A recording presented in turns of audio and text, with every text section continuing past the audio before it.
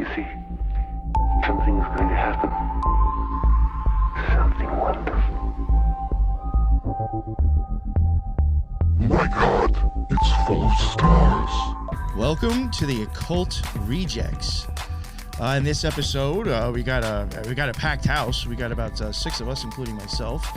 Everybody's links and all their show notes will be in the bottom, and we are live, so in case you're catching this now, just letting you know all the links are in the bottom. We have a lot of people here, so I'm not going to have everybody introduce themselves, because by the time they were done, the show would be over. So we got, real quick, we got Lisa the Mad Scientist with us. We got Daniel Kristos. I was on his show not too long ago, and he came on my show. I really love having the guy around. Always have good talks with him. Seems like a solid dude, so I wanted him to jump on. We got JJ Vance, the man himself. Always love having him on. And we got Ethan Indigo. Like I had said the last time he was on, I need to get him on more, so here he is again. And what I called him last time, the archetype himself, the Headless Giant, who is the one who brought this topic up as a show, and I was like, let's go for it, because I totally agree. Headless, since this is your show, maybe we can let you just start it off, I guess. You got it. So since ancient times, we've seen the union of politics and religion, and a lot of people believe that today there's some sort of a separation just because it says on paper that there's a separation between church and state. But unfortunately, I think the reality is they've abstracted what they've learned from religion into what we see in politics today. So one of the main features I'd like to talk about is a term called institutionalism. Right? And so institutionalism is defined as putting the needs or the priorities of the institution ahead of all other costs. And if you look it up, they'll say, especially when it comes to the church. But if your church is the state, and if atheism has sort of removed all concept of God from your own life, you're going to be putting the state up in that position. So one of the things I'd like to get out of the way first is the definition of a God, because what I've noticed is that the major religions have sort of removed the definition of what a God is from our lexicon. So we all say God, but when asked to define it, we end up going in circular patterns instead of actually like defining a God. So like I'll ask somebody, what's the definition of a God? It's like, he's an all-knowing, all-powerful being. Well, it's like, well, you're kind of defining a concept by itself. How does that manifest in relation to other things? So the way I define a God is a personification of an area of influence, right? So what you're doing is you're taking an area of influence, let's say in nature, you're talking about the sky, you're talking about the land, you're talking about the sea, and then you're personifying a figure over top of that. So if you're a monotheist, you believe that there is one personification over the entire world, over the entire everything. Right? If you're a polytheist, there's multiple different sectors that have different deities over top of them. If you're an animist, it's almost like it's a quantum foam of deities coming out and going back in. It's all sort of jumbling together. So monotheism and animism, when it gets down to it, have a lot of crossovers. But if you don't have any kind of a baseline to even judge these things against, you'll never even know that. So unfortunately, we don't have that definition fresh in our minds. I hope that one's good enough for everybody. But then there's also the definition of the state. And like the definition of a God, people have a hard time defining the state without using the circular logic and circular reasoning to get to that point. So there was a guy, an anthropologist, who wrote a book, or it was more of an article back in the 1950s, where he was saying that the definition of a state would be the legitimized use of violence within a given territory, right? And if we think about it, they're the ones who are able to commit acts of violence without any repercussions. Like even if you defend yourself, they're going to put you on trial if you've killed a guy. But they're the ones who have the legitimate use of force. So you see that when cops, bash people's heads in, nothing happens to them, right? Occasionally, you'll have some pushback, and that pushback will be met with minimal or at least proportional sort of repercussions for that officer. You know, once you get to a point, though, in your society, you can't really have repercussions for those officers because you need to provide a solid wall front against any invaders. So once the people kind of figure out that they can be perpetual victims in a sort of I can be a victim all the time and you can always be the aggressor, then the concept of justice sort of gets muddied and the victims end up becoming the aggressors through their own self-victimhood, right? We're at that point. Everybody can see that, right? And so the group that is most commonly, there you go, monopoly on violence, there you go. So the group that is most commonly associated to this weaponized victimhood is the left.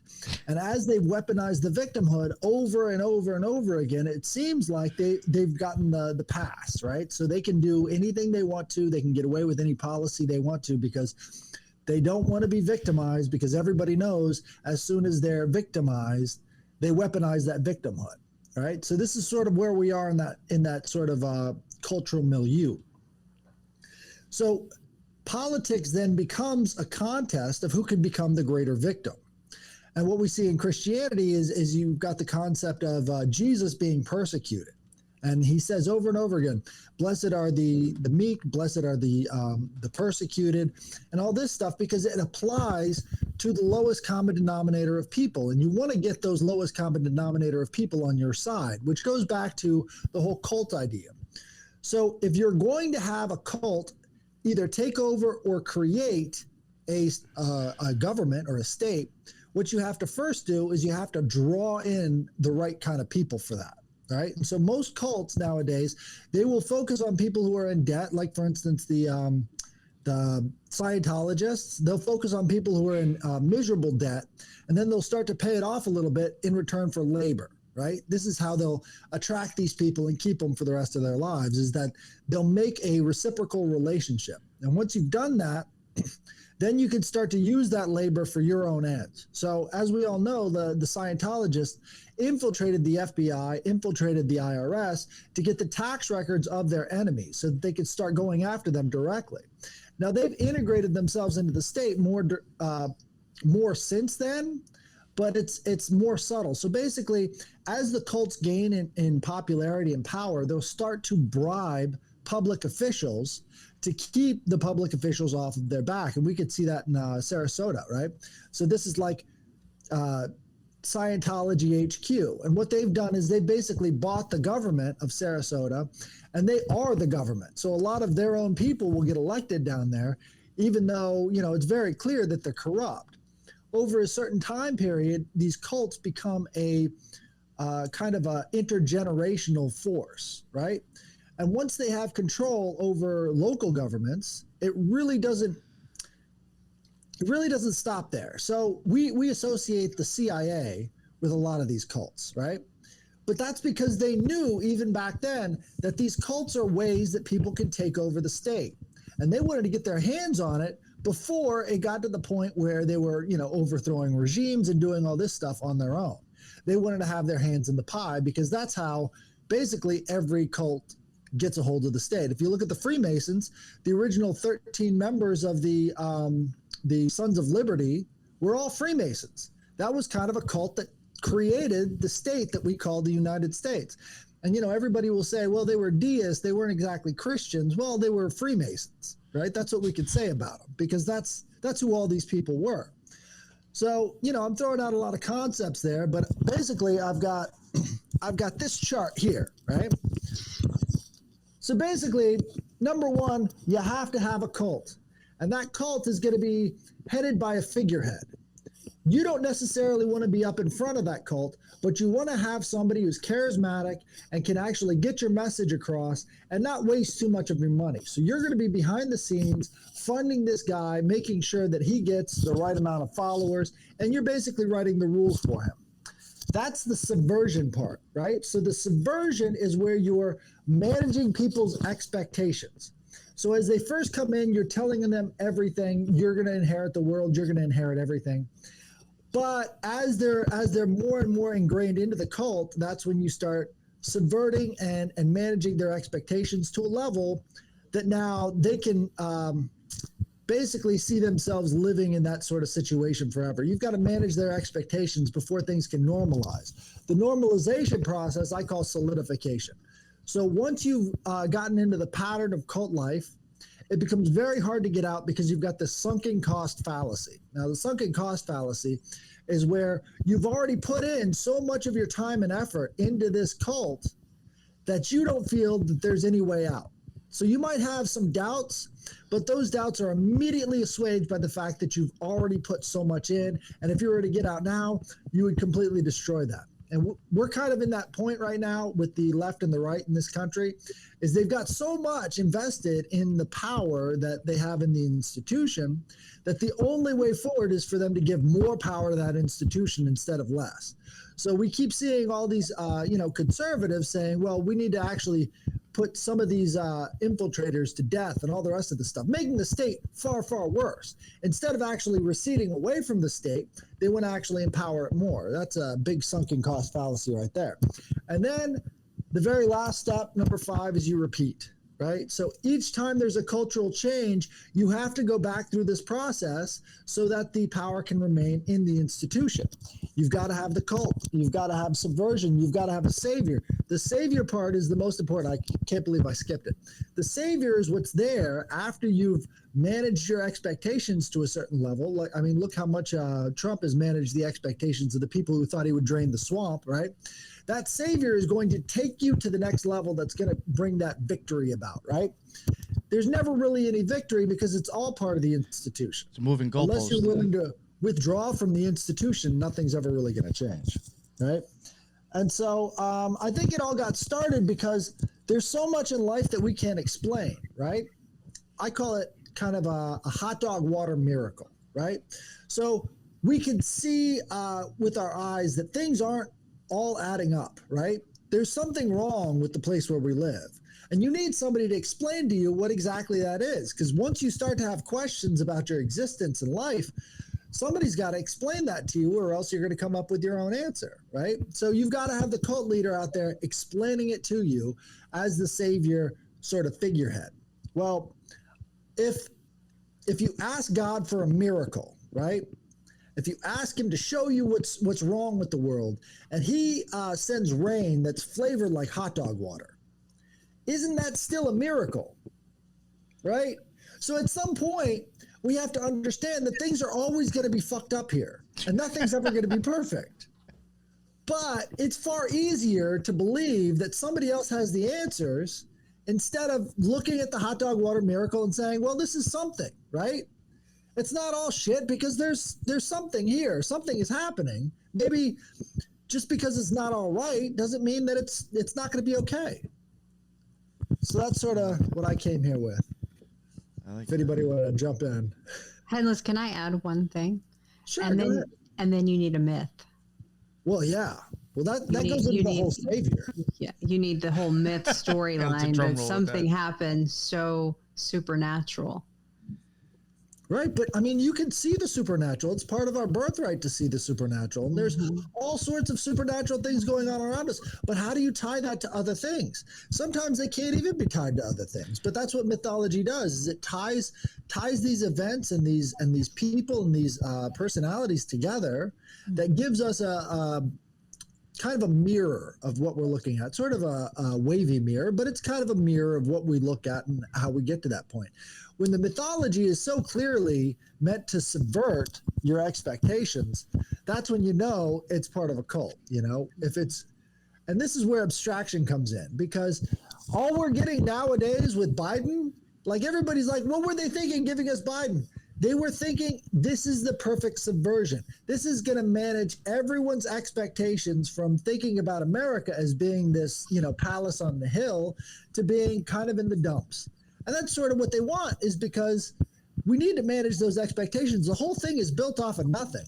We've got so much debt, and they don't even need to take in taxes, but they still steal taxes from people just to burn the money, to make sure that they don't go into hyperinflation. But it's all printed up out of nothing. There's absolutely no other reason to take money from people and, destroy their lives other than to get money out of the circulation. When you think about that, it becomes really sick, But if we're going into that kind of economic situation, you need a guy like Biden out there managing expectations, getting people ready for more disappointment.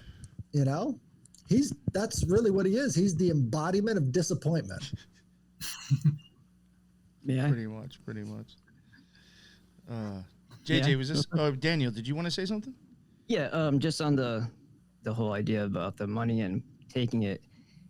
It's those who print the money.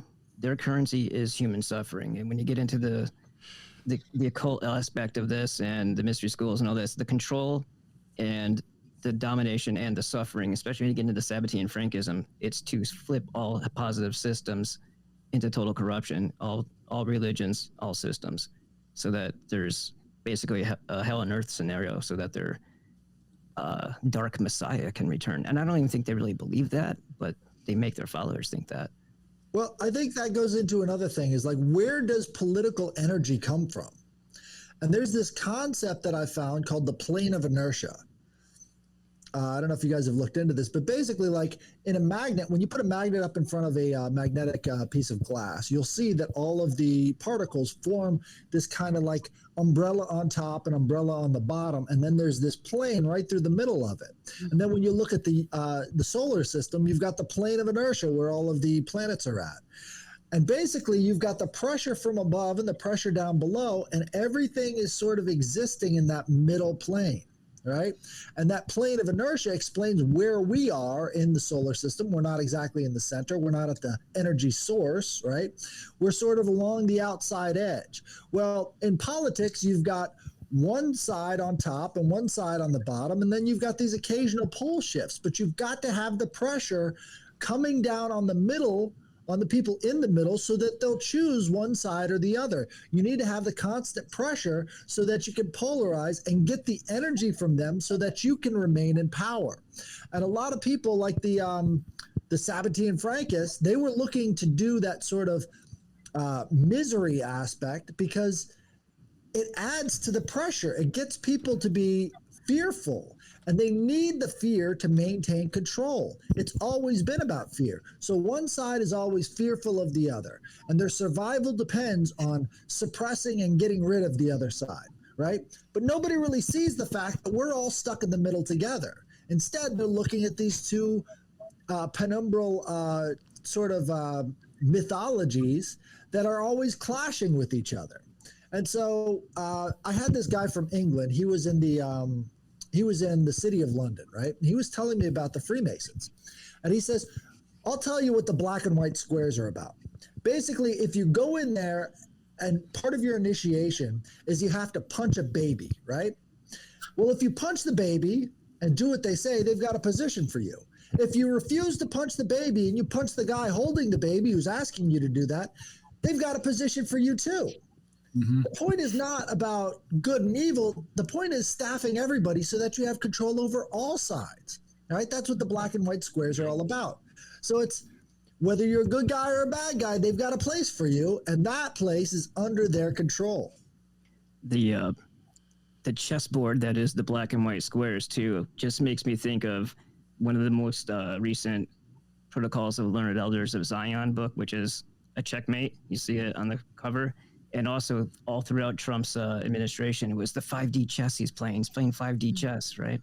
Just throwing that out there. It's kind of related. I'd like to add on that there's the Native Americans have a term when they first started dealing with people that were institutionalized and were acting on behalf of institutions instead of individuals. They called them two-hearted. Right, because they were feeding a whole other heart that couldn't be satiated. There's another thing I was thinking of on your great presentation, Headless, is the term monothematic, right? Because this crossover of the religiosity to the politicized mind is, I think, really we can see it. It's probably in a lot of different religions through history, but we can see it so plain as day, being a monotheist culture and Christian and so forth, that even like atheists, they're the most monothematic there are, right? Because it's, you got to be even that more insistent and ardent that there's zero God than there is a God or God energies and so forth. So the monothematic idea, I find, is the trick that the governments use to, you know, get our psyche to be disoriented via this, you know, association with political figures and God energy of whatever sort that they're thinking of, usually monothematic and ardent. Well, and to that, one more quick thing, that the Moists in this guy, named after this guy named Mo, from China, his whole pursuit was impartiality, and we see this partisanship in politics and in our nation and the world, that it shares the root word with partial and party. So like if you're partisan, you're never seeing clearly. And so his whole pursuit was a pursuit of impartiality. I just wanted to add that as a kind of pursuit to see things more clearly. That's a good point. So when it comes to monotheism, right, you have to have a cosmology that fits, right? So the Christian cosmology does not fit with the scientism that we have going on today, right?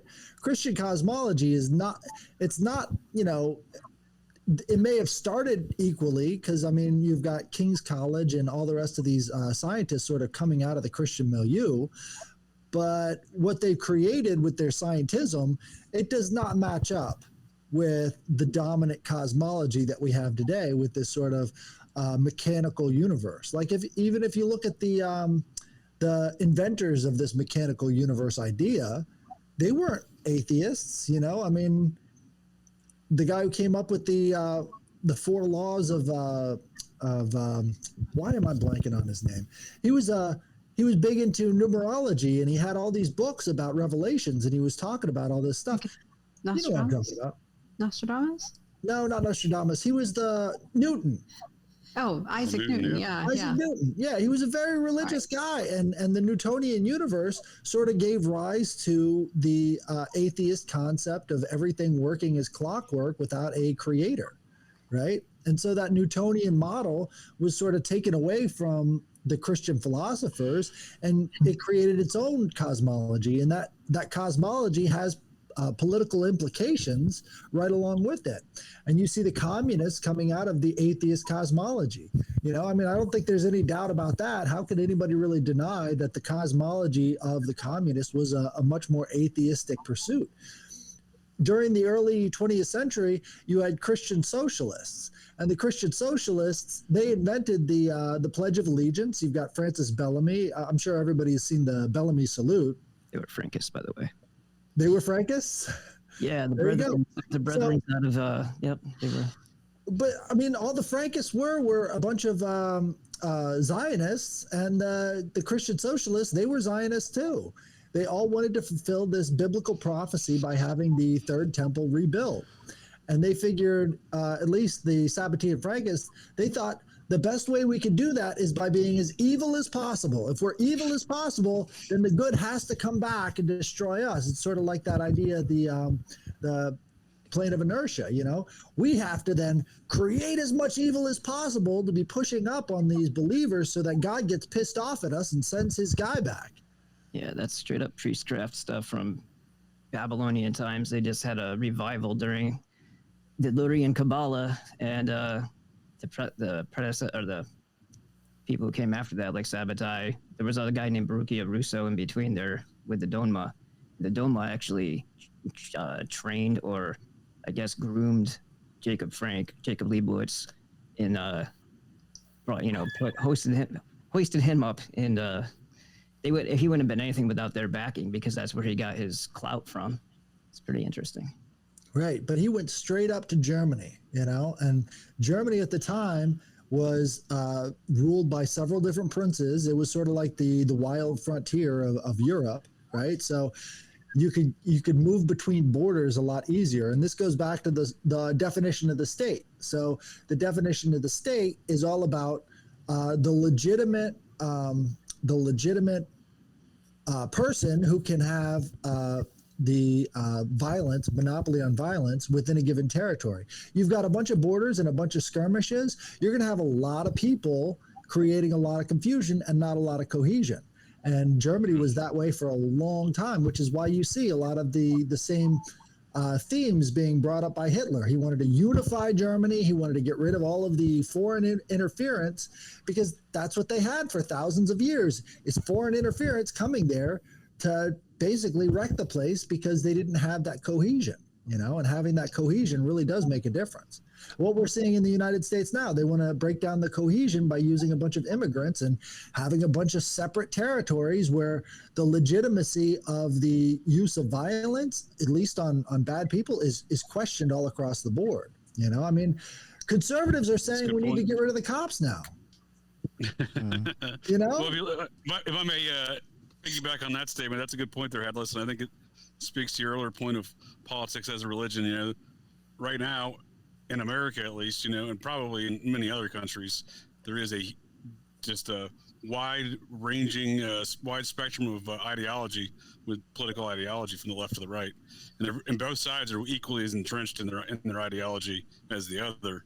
And I don't think it's been a long time since maybe the Civil War, if not, now being even more tumultuous, comparatively speaking, to that time frame between the political spectrum in America. It's very polarized right now, and I think the whole idea of politics as a religion really speaks to that polarization, because they are political, essentially political, philosophies these people are adhering to that maintain this polarized positions in modern America. And speaking to the culture, this kind of the same way as politics, right? And as far as they seemingly are controlled in very similar fashions, whereas politicians are put up, in the front, the spotlight for folks to, we often, long before 2020, was there questions about election fraud in this country and how people get elected. I'll throw out Dianne Feinstein. She couldn't even get elected mayor in San Francisco, and somehow was like 35 years as a U.S. senator, one of the most powerful senators in America. So, China, all of her politics aside, she was obviously controlled, having a Chinese spy as her driver for 25 years or whatnot. So, in the same regard, I think so she's kind of the political cult leader, whereas like a religious cult leader, I think they're equally as controlled. And one of my favorite cults is the Marshall Applewhite and the Heaven's Gate cult. It's one of my favorite ancient alien cargo cults in which to clown on. So they were definitely controlled.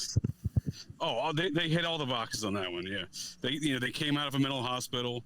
Him and Homegirl, they would call each other Guinea and Pig. Those were their nicknames for each other. I actually liked their recruiting tactics. They had a recruiting plan. They were going to recruit from other older cults.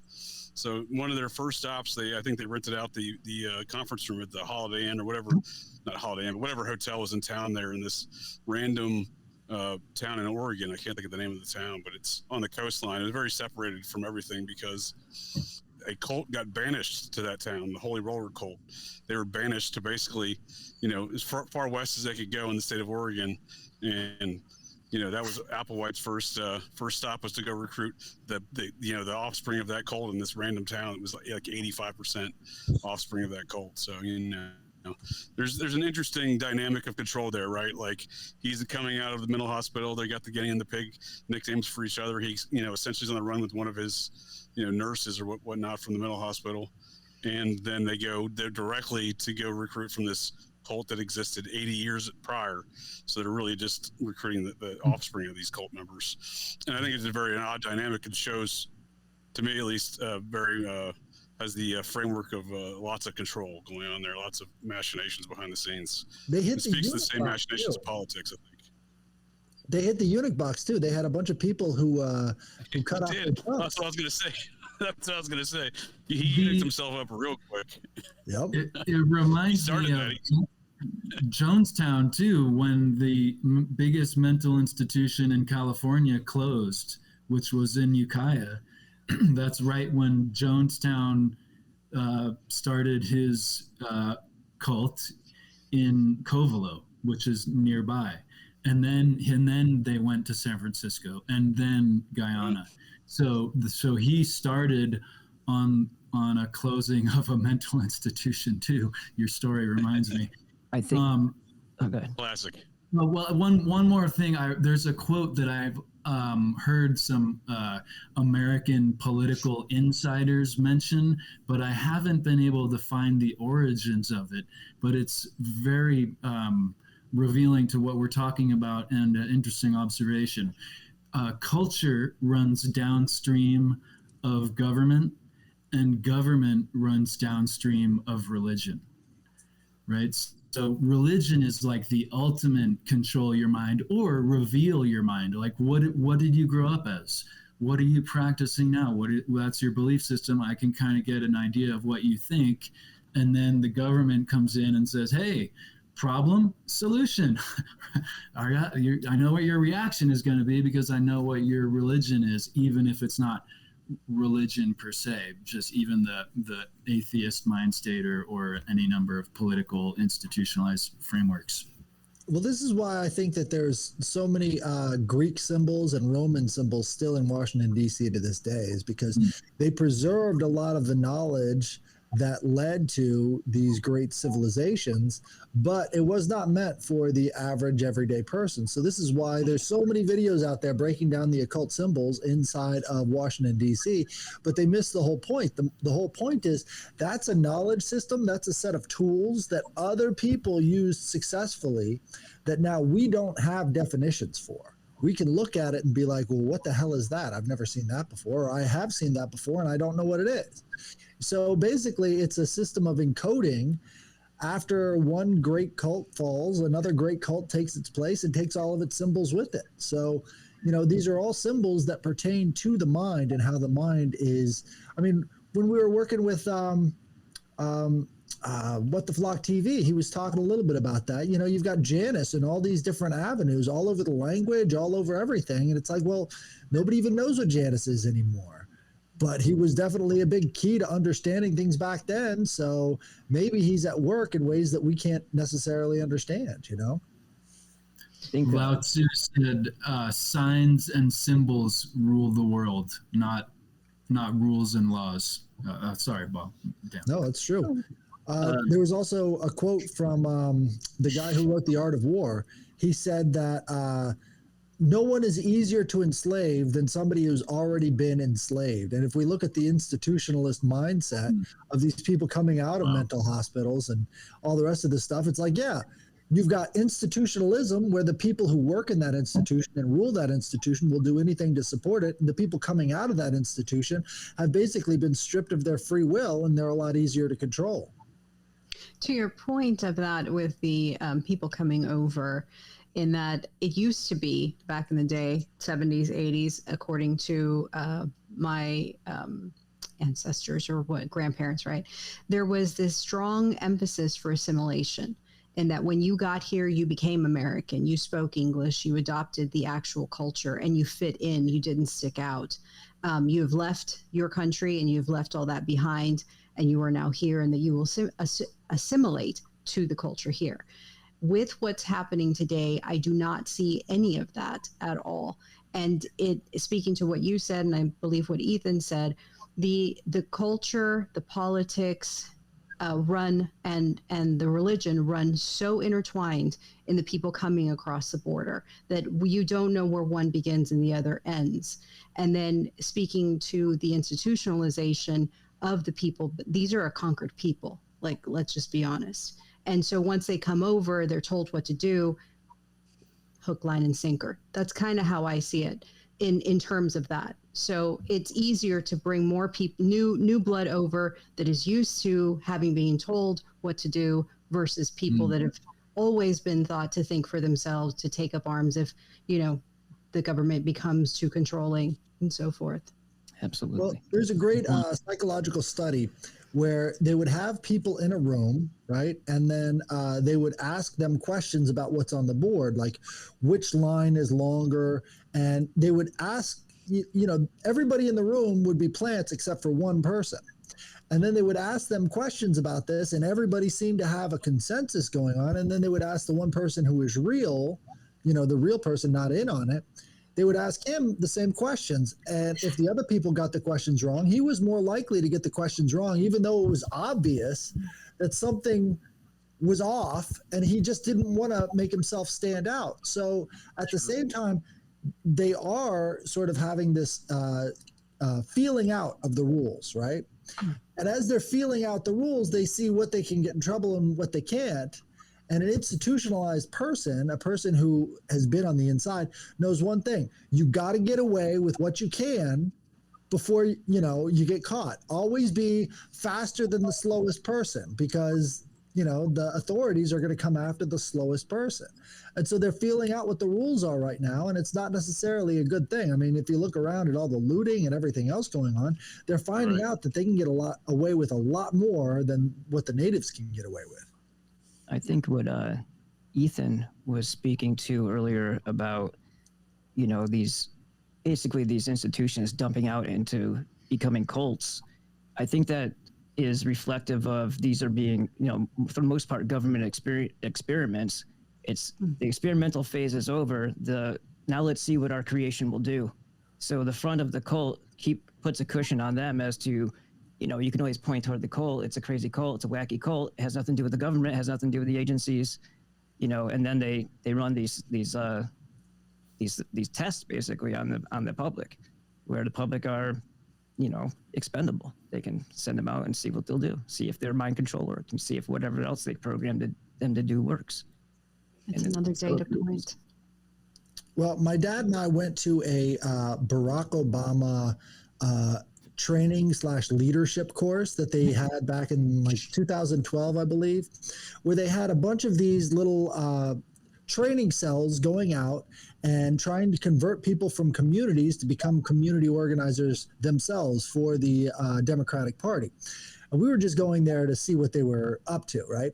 Well, they were using what's called the Delphi technique, which is the most popular form of mind control inside of corporate boardrooms, right? So basically, they'd ask a whole bunch of leading questions, leading you to the inevitable conclusion that they wanted you to reach the whole time, right? So that Delphi technique, used in accompaniment with people who are already primed with democratic ideals, gets you to this place where it's no different from a cult. Once they've led you to the conclusion that they want you at, then they put you to work for that sort of organization. And I think there's a lot of that going on, especially when it comes to these cults, is they've got the answers already. And if you look at NXIVM, for example, those were a bunch of successful people, and they used that Delphi technique inside of NXIVM to get them to do horrible things, like the branding and all the rest of that stuff. It's like, people under normal circumstances wouldn't think that way, but once you get a whole bunch of people in a group dynamic, the rules go out the window, Oh, for sure.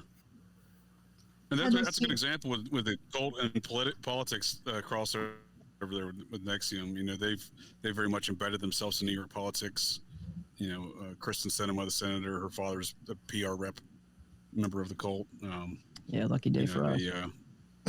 They got a lot of they've had a lot of political influence. And for cults, it's not exactly necessarily a common thing. So they're kind of an outlier in that capacity with how when a good example of what cults can do when they take control of political power. And that's obviously it's happened throughout the history of other nations as well. But in this country, it seems like there are a few of those Scientology, a few of those more powerful cults that wield an unreasonable influence on political structure.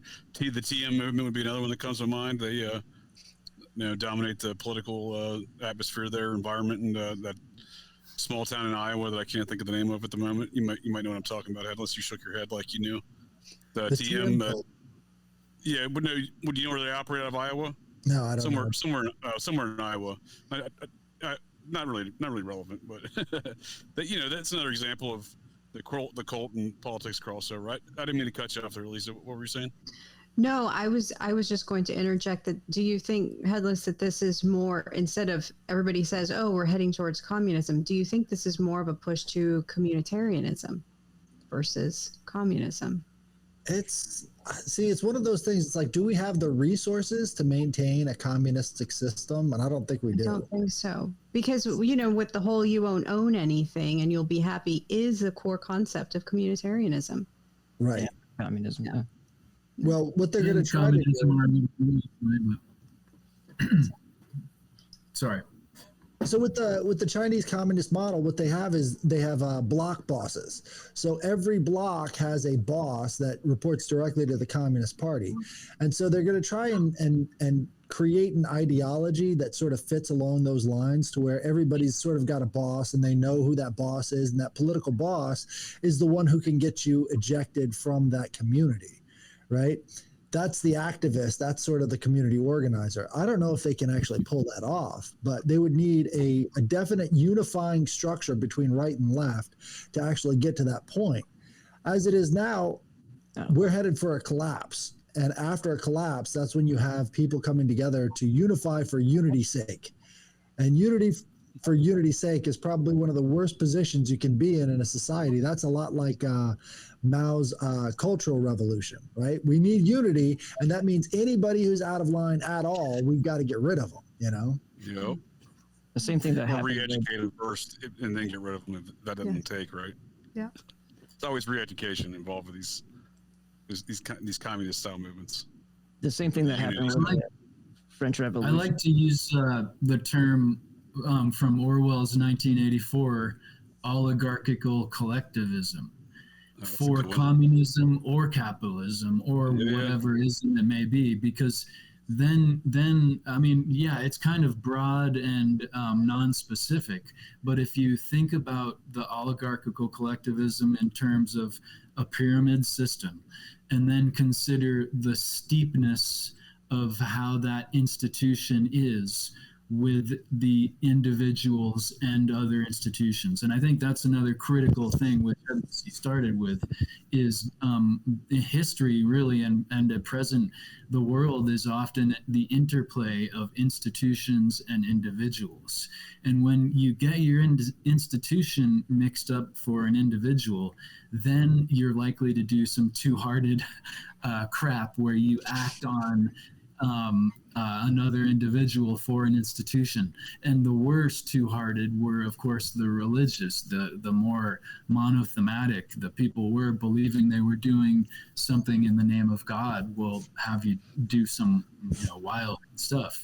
But I think that term, oligarchical collectivism, and the understanding behind it, what are these steepness of the institutions internally and externally is helpful, because communism, like the CCP, is it really communist or is it oligarch? No, exactly. It's kind of more oligarch, and it's collectivist certainly. I think it can be broad, but it can be helpful. Sure. What were you going to say, Ballbusters? Oh, well, I was saying the last thing I just mentioned was that there's been a Jesuit presence in China since Mao. That's who installed him, and that's what that's how communism was basically. I think the very first commune was the reductions of Paraguay, and that was by the Jesuits. And prior to that, I mean, this was a mystery school idea. But to go back to the whole idea of the separation between church and state, real quick, the church gave you divine right to rule, so there's no such thing as separation, because they could immediately turn the people on you if you didn't follow their lead. So who's really in charge, the guy out front or the church? And that held a lot of sway. That was the big push in Europe after paganism collapsed, is they said, well, the church gets to choose who gets to be king, and if we don't like you. This is why it sort of took off so quickly in Europe, is because the people in power, they're like, we have to get as close to this church as possible because they're the ones picking the kings now. Right. And when the priestcraft was, we talk about like ancient times. We'll talk about, let's say, out of thin air, we'll pick the Sumerians and, the cult of Baal out of Ugarit. those priestcrafts were the people who basically installed the idea of a class system in the first place by tricking people, for the most part, doing some fancy tricks and saying, hey, we have the direct connection to the gods, therefore we're above you. And that's something that they've always controlled the sciences, they've always controlled the medicine, and they've always controlled the government through that. And then the priest kings would come in, they would be, I mean, you didn't always have to have a priest king as long as you had an advisory team that were the priests. And that still carries on today. All those things, the advisors of the king, the advisors of the president, it's all the same stuff. Who really has the power and who's really making that guy's mouth move, you know? Right. And that was especially seen in places like Egypt when they tried to convert over to Aten worship. The priest class that had all these gods before, they're like, well, what are we going to do? So this Aten worship, it became, enemy number one, and they sort of had to get rid of that whole royal lineage because you can't get rid of the pre-established, establishment. They were the establishment. And so once they declared war on that, you see all these statues defaced. And that's basically how you've known that there's been a revolution ever since, is once they start defacing statues, that's when you know that there's a cultural shift happening that is very powerful, that's going to end up changing the face of the culture. I like hanging out with smart people. It's good times.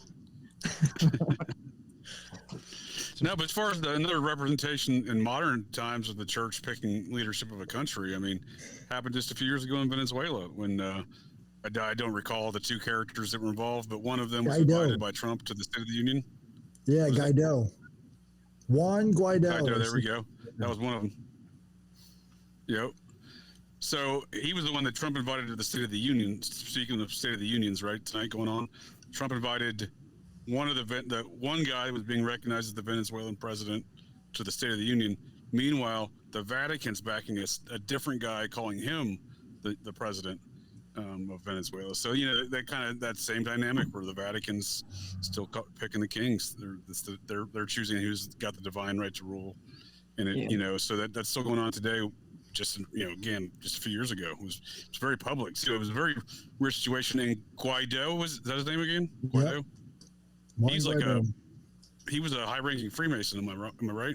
Right. Now he's in Miami, and so he basically fled the country, and he's going to live here for the rest of his life. He got a pretty cushy deal. I mean, he's got to seek protection from. Couldn't end well for him in Venezuela after he opposed the Vatican. Right. Wouldn't be the first politician to die in that circumstance. Right. So it's interesting. What you're bringing up is another principle. When does a gang become a state? When does a cult become a state? The only answer I can find is when they're recognized as legitimate by other gangs or other cults, calling themselves. Well, the Knights of Malta, let's ask them because they seem to have got it right. They're the ones who they're still got international status, sovereignty status today. So if anyone knows that cult seems to know, and that's a Jesuit cult, is it not? 800 years old. 800 years old. They're older than so many of the countries out there, and they're still at work. Like, their main focus is, again, the medicine. Like you were just talking about, when it comes to the medicine, that's them. The Knights of Malta is all about controlling medicine, and they've got their little Catholic priests going around. They call them wandering bishops. So these bishops have international status. They can't be arrested in any country they go to. They can go into any hospital they want to, because basically all of the hospitals have, an ownership stake held by the Knights of Malta. And there's like 2 or 3 in every state, and they control all the hospitals. Very few people know about that, but it's right there in front of everybody's face. Well, the same thing as the Hospitallers. They just and you're gonna find that right around, I don't know what year it was. Maybe it was in the 1500s, right around. Could have been before that, but all of a sudden the main language of the I don't know if they were Maltese or Rhodes back then, but their main language magically shifted to French. I wonder how that happened. Well, the Templars were disbanded, right? So they absorbed them. They met them in Jerusalem too. So there was always a mixing.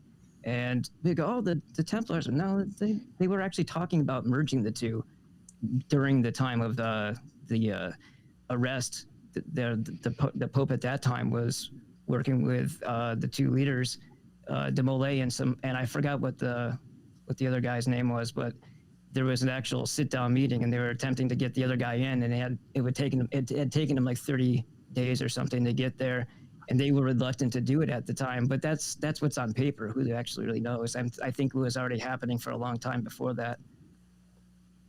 The Knights of Malta are the Knights Hospitalier. They just changed their name. Yeah. I'm talking about the Templars themselves coming into it as well, though. Oh yeah, the Templars went directly over to the Knights of Malta after they were disbanded.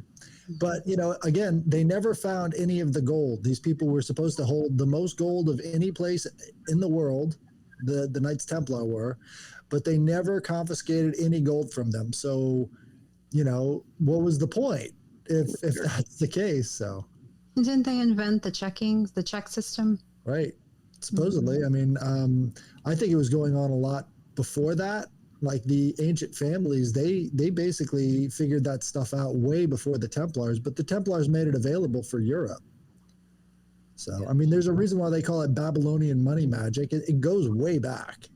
Sure. Yeah, I think the Templars often get attributed with that, but I often wonder, where does that, who writes the history for that? As as Dan was just pointing out, like the Vatican's writing the history. That's their opponent. So, I mean, the Vatican's the richest nation in the world today. So I think it's laughable at times to attribute some of these banking things to the Templars when clearly the Vatican's, rolling around Scrooge McDuck style on some gold over there in Rome.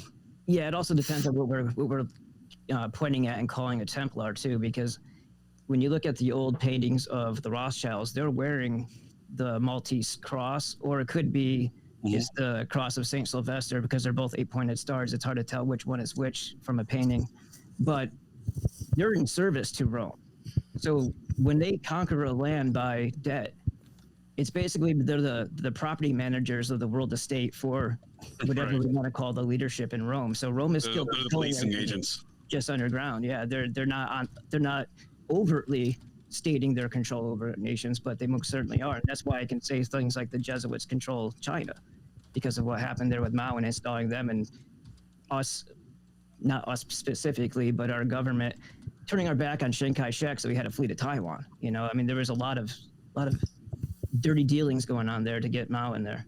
What I think is important, though, to remember about these systems of control is it comes down to modeling, right? So one model might not necessarily work. Yeah, there you go. One model might not necessarily work for the whole world, but they've got a bunch of different models ready to be adapted for each one of these places. So, the Jesuits, for example, they're behind a lot of the communistic efforts, and it's like, well, they're supposedly Christian. Well, does that really matter to these people? Once you get high up in power enough, does anything having to do with Christianity or Judaism or anything like that actually have any impact on your way of life? You're the ones writing that stuff. I say it like this. So who's the biggest villain from Star Wars?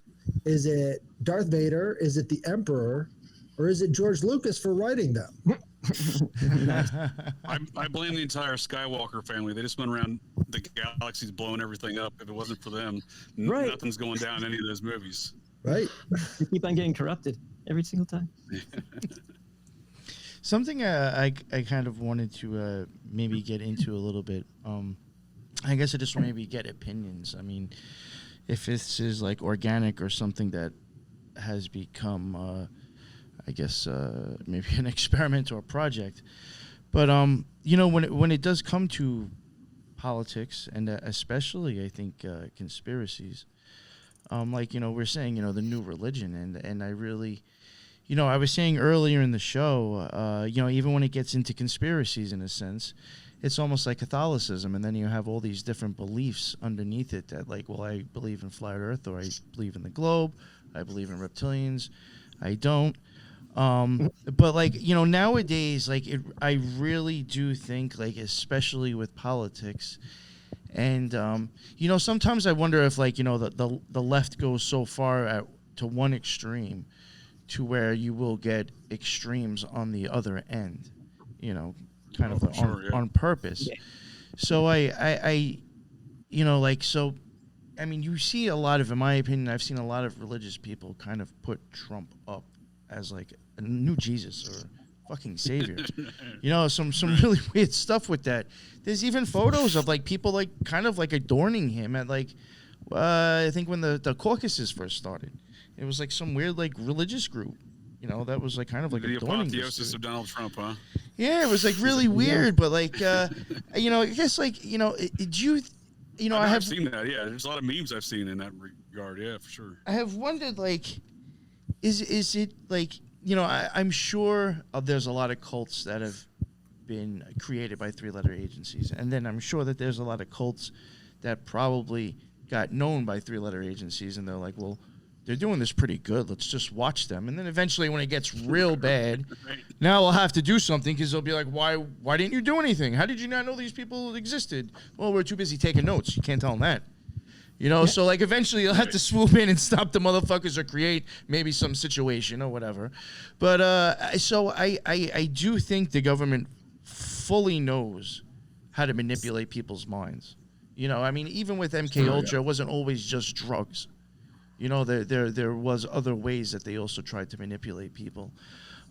So like, do you think like it's just human nature is just has gotten us to that point alone, or do you think it's also like, I think with conspiracies and politics, and to tie those two together, really because of Trump and Q, we have bled politics into conspiracies in a different way. Before, in my opinion, I think all of us have been in this for a long enough time to where we remember once upon a time, we didn't choose sides. It was just basically like data analysis on our end. This looks like shady shit. This person's doing this. We never picked a side, and now all of a sudden, the conspiracy theorists or the truthers are very much more to the, the right. And again, because I do think the left does kind of use very satanic type style to where you will push people again to more of now we need a religious savior, which is Trump. QAnon. Yeah. Again, QAnon was really the one to really start. You're very good. That's a really good point. That was the religion formula. That was almost a new satanic panic, honestly. We're going to tell you everything that's true, that's bad. And it's not that the information itself is bad. It's our conclusions that we're steering you are messed up because we're telling you totally sit right. on your hands, don't do anything, wait for your savior who's going to fix everything. And martial law is good. Martial law is great, And then just recently he said something about, and you got standing ovation for telling everybody that they're going to put his way of installing the soft delivery or the soft sale of biometrics is saying that they're going to do it at the border, in and out. Yep. So that affects us too. And then where's that going to go from there? I think this idea of like the mind control thing might actually start to see it's becoming obsolete, because I think what they're doing with technology now and what they've acquired and what they've learned in the past couple decades, they're leaps and bounds ahead to where that's something that can be done through installing stuff in you, what you eat, and the frequencies that they utilize. And if there's a parasitic, nature to this all, parasites can actually manipulate your hormones to get you to do all kinds of weird things, right? Yep. And they can make a mouse sexually attracted to a cat, so the cat eats it, and then its desired result is to be in the cat's gut. How does it know how to do that? Like, there's so much stuff about like consciousness and that they don't tell us the truth about, because if something that small has that ability, well, that one particularly, Toxoplasmosis gondii, right? Yes, that's that one particularly shuts off primal fear.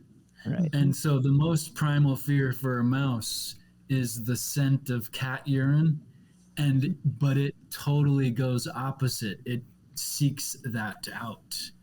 And it's not hypothetical to say that Toxoplasmosis gondii has the same effect on people, actually. You have less fear for putting your life in danger, and other effects as well. But that one in particular goes right to that primal essence of shutting off the fear, which some fear is good, right? But the anagram fear, false evidence appearing real, That's what the institutions use on us to steer us. And sometimes, often, more likely, all the time, we are our own worst enemy in making our, keeping these blinders on that will have us, basically problem, reaction, solution, as the institutions had planned a long time ago. So we have the most powerful remote monitoring system the universe has ever known, working right now. We're actually talking on it. So if you think about the three-letter agencies and what they can get away with, well, they have the most powerful remote monitoring system. So they can look at each and every one of these cults, assign a few members to sift through the mountains and mountains of data that they produce, and then come back with something that's usable. Or they could have AI do that, which is exactly what AI is for, is compiling large amounts of data and making it readable. So what's going on now is all of the tests are being run, you're running them for them, and they don't have to get involved in any way, shape, or form. So all of the CIA involvement in all the cults, it's like, well, now it's just the NSA, and they can watch every single byte of data that you produce. Right, and so, right. That's a great point. Sit back and watch you do it. And speaking of these MK Ultra experiments and how these kind of experiments to control folks, I don't think have ever really ended. Call me a crazy conspiracy theorist, but that's the way I look at reality shows, right? Like, I look at reality shows as like, these are like MK Ultra experiments in our modern era, where they're trying to, bend and break people to try to get them to force them to do the most. Well, look at what reality TV has done. Sorry to interrupt, but look what it's done to. No, that's a great point, Ethan. Yeah, go ahead. Persona of most people have become much more materialistic and shallow. Let's just put it lightly. Big time. Big time. It's had a huge cultural impact. Yeah, huge. Yeah. And if you have go ahead. I was going to say, at the same time, all of the people that psychologists have always wanted to study have been criminals, right? Right. So all of these people who they're probably studying in these NSA, facilities are the criminals, and you got to let them, give them a leash so that they can, go out there and do whatever they're doing. So you can study exactly what they're up to. And why would you stop them if that was the case? How come all these shooters are known by the FBI? Exactly. They create them. Exactly. Yeah. There you go. Leaders, you control the following too, so they can use their techniques, if you will, from MK to create the leader, the charismatic leader, and then they control the following, and then they can tell him what to do and what to say. Right. If he's not already off and running with his own programming, Yeah. To the point of the toxoplasmosis, it actually, in humans, it actually affects the dopaminergic pathways, and that it almost is more of a positive reward to be around the cat and continuously smell the cat. And then to your point about the actual prisoners, they are the outliers. And so when you take toxoplasmosis and you look at the outliers in terms of studying prisoners, that's the perfect data point. That's what can we do to get those outliers to come back into the main population? So, yeah. Yes. I had a question. Is it working? No, I don't know. I don't think so. Now imagine with your parasite, you add a little bifotoxin and scopolamine just to soften the edges off for resistance. There you go. Another thing that I've also had wondered about, I guess even conspiracies and politics, starting to get to almost like a MK Ultra, I guess, style tactic is, and I'm just going to be honest and keep it real. If you look at social media, I do think that it's starting to get to the point to where even on both ends, when it comes to politics, or even both ends of I guess the conspiracy spectrum, you are almost to the point to where you pretty much you think to yourself that you can't function in regular society, and pretty much all of your friends are actually just on the internet. Yeah. And that's literally almost creating another version of you and just pulling it away from society. In the metaverse before. And that's pretty fucking deep, I think. Yeah. No, I mean, I'm going to be honest. You know how many shows, I'm just going to keep it real, even in podcasting community, do shows just to talk to their friends. You need to go the fuck out. Yeah. Like if I would have went by people I knew in podcasting, I would have never went to Nashville, Tennessee, because it was a liberal town. I had multiple people kind of mention that to me when I mentioned I was going to Tennessee. I'm like, so I'm not supposed to experience life and go somewhere else in the United States because it's a Democrat city. Wow. Okay. I'll just stay home and jerk off. Like, what the fuck? Come on, man. Like, like, leave your house. Right. And that's Leave your pretty house, serious. I plant a think it's garden. serious when it does that to people. You start to see, like, it's making motherfuckers unhealthy. It's Oh, pretty big time. scary. Yeah. And it's like, How, is this done on purpose or what?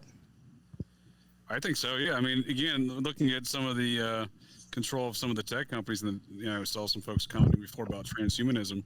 That is the goal of these tech companies. I mean, it's pretty much the stated goal of these tech companies, and no one cares. Like, I mean, for example, ABC, Alphabet, Google, whatever they're calling themselves these days, they employ Ray Kurzweil. He's like one of the lead transhumanist philosopher guys, and he's a complete nut job. Peter Thiel's in there too. Well, he's working with the whole Yeah, thing. well, yeah, I mean, yeah, he's another good example of another transhumanist. Yeah. One of the stated But I mean, purposes. so, yeah, One of the stated purposes of Google is to document birds of a feather. That's what they called it. Birds of a feather groups. That's, your friend groups online. They were meant to track that by your search history. Mm-hmm. That's a huge And admission. locations, sure. Yeah. Yeah. But to speak to your thing of Peter Thiel and then the data thing that you brought up, Headless, is that there was a point where they were collecting all this data and they weren't able to make associations. They weren't able to make any kind of metadata out of the total data. And it was through Peter Thiel's software that they were able to now extract connections and provide that to companies and agencies to make use of that data. So it came mainly through him and his software development. Oh, well. And all the people in the libertarian community were like, oh, Peter Thiel's a libertarian. It's like, he's selling all of your data to the government. How could you possibly think that? If you know the history of libertarianism too, it was, I mean, good, maybe potentially great idea, but the people who were backing it and propping it up were not sincere. They were from the mystery schools as well, just playing a different card so they have both sides of the conversation going. Right. Well, Oh, sure. libertarianism gets you to ignore a lot of things. And, they don't want to admit it, but it's like there's a huge schism right now in libertarianism about the border. And they're all fighting each other about what principles, is this non-aggression to have border controls and all the rest of this stuff. But it's like, guys, the people who say they want to take away your freedoms are flooding our borders with immigrants on purpose. Right. That should tell you that it's not a good thing. It doesn't really matter what the principles are behind it at this point. You have to know that the enemy thinks that they're attacking you. So are you going to defend against that or what? That's always been a war tactic every other time in history to flood the Right. borders. It's always been a war tactic. So Oh, absolutely. Yeah. I don't know what we're going to do about it because at this point I see two scenarios playing out. Rex 84 or Rex 84, right? People don't really know about Rex 84, but if you look it up, Okay. it's pretty That just bugs me out What's because Rex this, 84? the It seems like the only numerology option from the way you're explaining it in to me. Go-Go Beach, it just sounds fucking horrible. Indian history by Donald Jeffries. He goes over Rex 84. And Right. So Rex 84 was Readiness Exercise 1984, which was run by Ollie North, right? And it came out in Oh, the great. Iran-Contra hearings. And Okay. so they were asking about him in Congress, and Senator Inouye, I believe, he piped up and said, you cannot bring up Rex 84 in Congress. That is highly classified material. Well, the classified material came out. What they were planning on doing was having a flood of immigrants from some kind of a South American war. This is what their readiness exercise was, flood across the border so that they could have martial law in the United States. They would have to declare it and have total martial law, and they say that they're going to round up the immigrants. Well, you get a little bit deeper into it and you find out they're not going to round up the immigrants. The whole point of martial law is to have them centered on the United States patriots, the people who don't want the immigrants here in the first place. Oh, of And what's course. going on right now in New York, where they've got National Guard troops in the subway station. That's exactly what they wanted. I've been saying over and over again on the clown world. I mean, I thought maybe it would have brought the chips in, but I never even thought of this. But I have said they're using this. They're going to use this immigration for some sort of way to keep tabs on us more. They're going to, and here you go. I mean, it's clearly the goal, at least, right? Whether or not they'll be successful or not, I tend to have some optimism because, especially as these political cults progress, or even regular cults for that matter, progress over the years, the leaders don't become smarter and more capable. They become dumber and more retarded. Right. Well, here's the slower sense, right? This. Not a mentally handicapped sense. Here's the great part about X84, though. So the more they fail, the more it becomes an inevitability. Well, no, I don't doubt. Well, I mean, that's what we're seeing right now, right? The flood. They couldn't get the conflicts. They imported the conflicts to America. This is the first migration crisis that we actually have to go pick up and recruit the migrants to come to the country, right? Like the World War II or any of the Eastern European immigration to America, or even European immigration to America for that matter. These were all vacating actual conflicts in areas of danger to citizens. Whereas now we're just like, we don't have those circumstances, right? Like, you're right. Rex 84 is an inevitable conclusion because now we're just picking the folks up and bringing them on in. Right. So I think there's an inevitability when it comes to empire in general. So the Roman Empire had to go out and they had to declare war on all those places around the Mediterranean. They had to, right? It was inevitable. Well, what happens when you have a negative empire? Like the Roman Empire would be a positive empire. They wanted the biggest and best, and they wanted all that stuff. But what happens when your empire goes negative?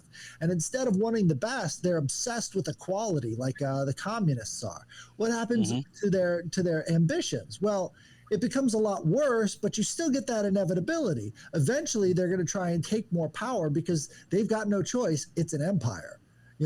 Whether that's your own people or whether that's people overseas, a negative empire is going to focus on the interior. And we see that happening all over Rome later on in the lifespan, right? They just became self-obsessed and started going to war with each other, Yeah, and communism was never intended to be a system. It was intended to be a wrecking ball, to destroy systems and destroy the people within that.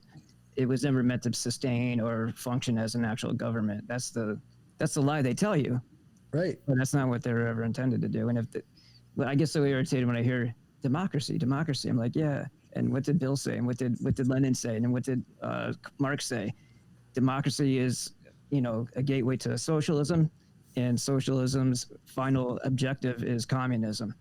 So keep talking about your democracy. Well, that was his prediction, right? That capitalism, the factories had to be built first, right, by capitalism, and then inevitably people, and he was writing his observation at a time where there were still child slaves or child labor, right? But so he might have been right if we still got those. Well, that's true too, but not overtly, right? It's covertly, it's underhanded, it's by way of that. They did just change a child state working law in. Might be Alabama, but I might something like that, Kentucky or something, where there would be no limit on their hours or something recently, which is strange.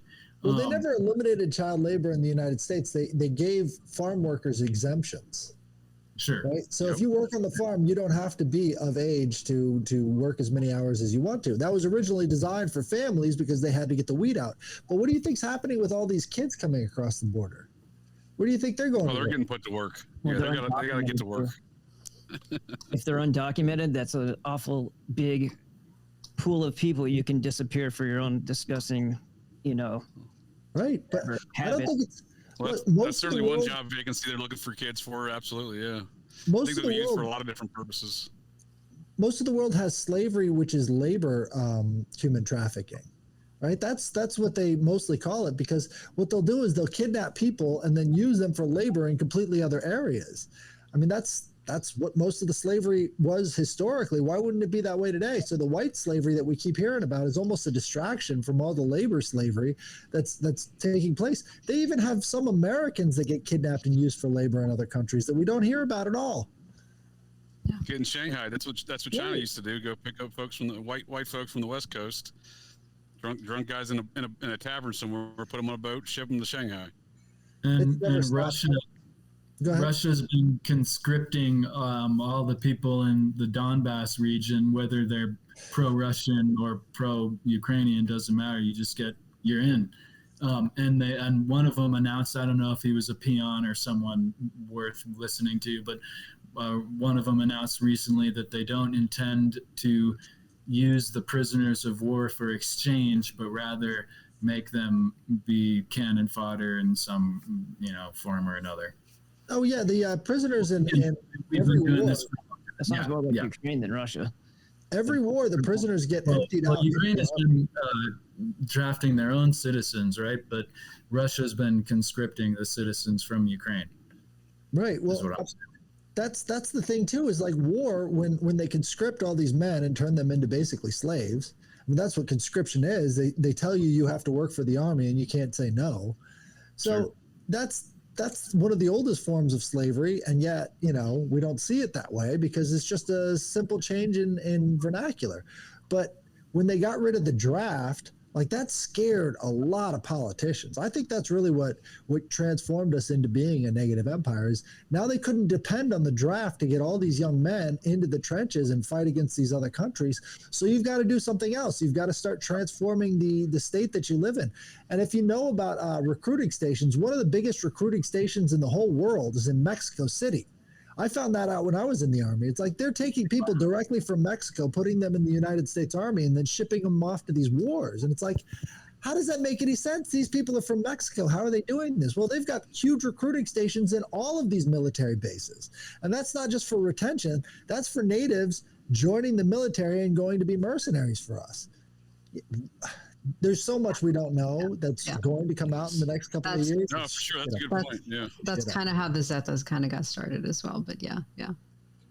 With training them and stuff like that in Mexico. And they call it the poverty draft, right? That's why they're in Mexico City. Not necessarily that there's a range of quality beings there or anywhere else, but they have poverty. And that's why they pursue taking that risk of adventure. Poverty is probably the most useful tool of government that's ever existed. You got to keep people poor. And you know what's a contemporary form of impoverization right now is these institutions. Again, let's make distinct the difference between these banking and financial institutions buying and keeping all of these residential properties in the United States and Canada and likely elsewhere. But these two regions of the world are having a huge problem with getting people in houses. And it's all about the oligarchy controlling via these systematic approaches of, no, we're going to hold on to this. And it's keeping the prices inflated, not up, it's inflated. The boomers love it.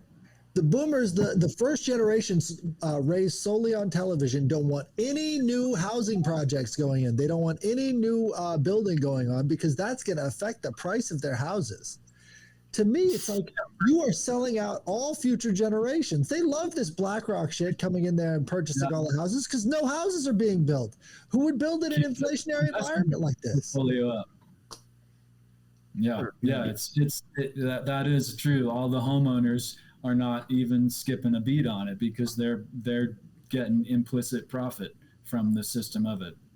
And don't think that there won't be immigrants going into those homes afterwards too, because that's going to be the initiative. Because they can get away with it. They're just going to continue to bankrupt. Well, that's a good point. They got to put them somewhere, right? There's got to be housing somewhere for all these people. Right. And right now, I think in you've got all these immigrants that are being put up in hotels. Well, we've got all the homeless people, right? Are they saying to us that they could have fixed the homeless crisis at any time? Instead, they wanted to give all the free housing and free healthcare and everything to immigrants? They could have fixed it this whole time. That's what they've been running on, right? Why not fill up these hotels with homeless people? Well, wouldn't you know, we're actually filling it up with immigrants because we want them to replace it. So we're out of hotels now, bud. Yeah, these are all antagonistic. Yeah. What do you call it? I just lost the word again. Antagonistic approaches, because they're trying to get us to make a response, and they want to be able to control that response into more controlled government, martial law, whatever, because they want us to rise up. That's what they're trying to do. They're trying to constantly insult us. Oh, absolutely. Very core. And then you have idiots like Stu Peters and all that trying to lead the way to that type of thing, revolution instead of restoration. And if you do that, then you're screwed. And if you shoot first, you're screwed. That's a good point. That's a good point, Dan, because I was actually going to make a comment in the same regard. You have there within the conspiracy theory culture, there are these cult or political figureheads that are appointed and put to the forefront in the spotlight. Stu Peters, I think, would be a great example there of people that just clearly spew complete nonsense, right? And or somehow maintain a large following and have all this clearly well-financed operation.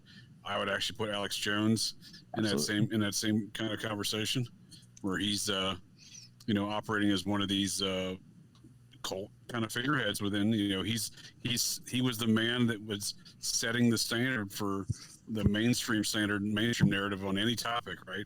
Is what was Alex Jones saying? Like the View would talk about him, like, what was Alex Jones saying, right? And just that kind of that's marketing. That's a lot of power, right?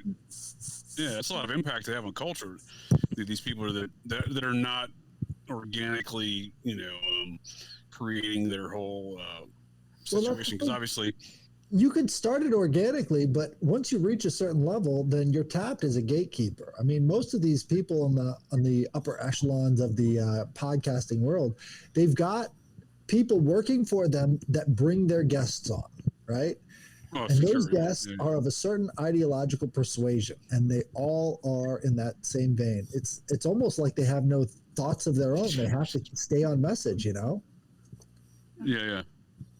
That's a good point, but I'm far more cynical when I look at these things. Like, I honestly don't think these people are genuine in any aspect. You're created. Anything about them organic in any aspect. Like, I personally can point and make a circumstantial argument for a number of these characters within these figureheads within the conspiracy community that they have been, the machinations do exist behind the scenes, and they've pushed them forward. Again, another example would be this fellow named Mark Dice. He was one of the early quote unquote truthers, along with Alex Jones, in the early days of like YouTube. If anyone's familiar with some of his work. You know what I mean? That guy used to operate under the name John Connor and call into The View and talk about conspiracy theories. Again, when you look at something like The View talking about quote-unquote conspiracy theorists, you get a very few characters, and these people were put at the forefront. Jesse Ventura, Alex Jones, this Mark Dice character who used to operate under the name John Connor, like Terminator style. So, I think these things are far more... I heard somebody call into Alex Jones's show way back in the day, talking about Alex Jones using ABC satellites. What's the View on? ABC. Yeah. So maybe it really does come down ABC. To who's platforming Shocker, you. Right? Right. And so all of these Alex Jones. You brought up Janice earlier, talking out of both sides of your mouth. Absolutely. That's how you control people. I mean, that's it. You got to be able to talk out of both sides of your mouth. And growing up in New York City, Nick, you probably experienced this, but like all the different posse names or gangs had 3 initials, right? And so you mentioned before, Headless, like what's the difference between gangs and institutional organizations? I would say maybe it's just a level of organization, right? Like how much commitment they have, how much power they have, because the gangsterism is foundational in so many things. Bloods and Crips both got started out as Freemasonic agencies. Sure. Yeah. So I mean, like going back, Mexico, we did a whole show, right? That's really interesting because like Templars. going back even to like thinking about experiences that I've had in prison, meeting people that were Bloods, Gangster Disciples, or Crips and Latin Kings. The ones that like were really into it and actually like educated, I think, they had to learn so much. And like, there was gestures to have fucking conversations. You have your own language. And like, looking back at it now, I'm like, yo, there had to have been a fucking occultist behind this shit. Because I'm sorry, this is just very much typical, like, you know, ciphers. We got our ciphers. These people might be the least scholastic person, and they'll have a textbook, a composition book that they've been passing around and reading on all the intricacies of what you were just talking about. I feel like, you know, they'll be studying and writing about it, but not necessarily wanting to learn anything else. But I remember, like, they would even tell me that, like, there's a certain, because it reminds me actually a lot of gematria. I think it is a form of gematria, actually, where it's like, I think the Bloods would call they would look at Crips as can't rest in peace or some shit like that. Or they would look at the Crips as like something like that.